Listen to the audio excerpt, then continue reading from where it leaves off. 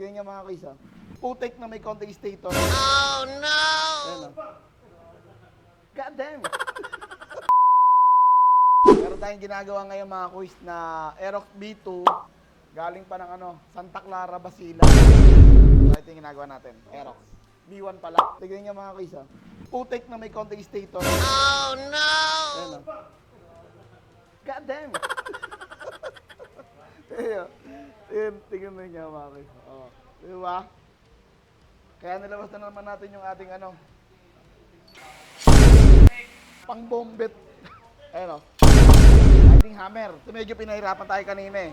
So makikita nyo naman mga kuys, yung kanyang oil seal. Itagas. Tapos naglulupa pa oh. Grabe. So itong motor na to, ginawang palengke yung Basilan. Santa Clara, Basilan. So ganun siya ng ganun. Grabe bumiyahe itong na to.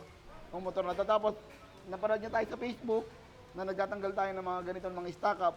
Kaya dinala niya rito sa atin mga kuys para magpagawa. So ito na yung magneto niyan.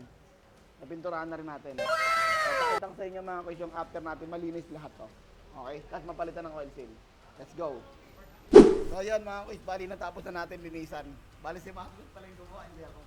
Pakita ko sa inyo mga kuys. Kaya kung gano'ng kalinis mga kuys, di ba? Yung kaninang sobrang dumi. Ngayon sobrang linis na mga kuys. So ito nga pala si Kuya. Yeah, saan pa kayo galing yan niya? Mindanao pa to, Mindanao pa. Saan sa Mindanao?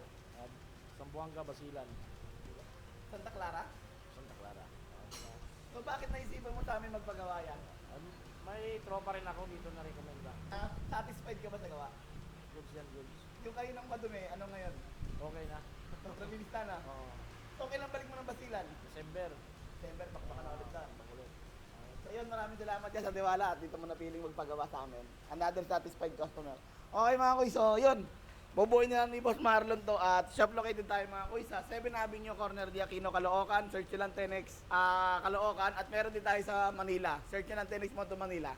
Okay? At yun naman po. Ingat kay Kuya pagabi. Alam nyo na walang iba. Keris lang. Salam.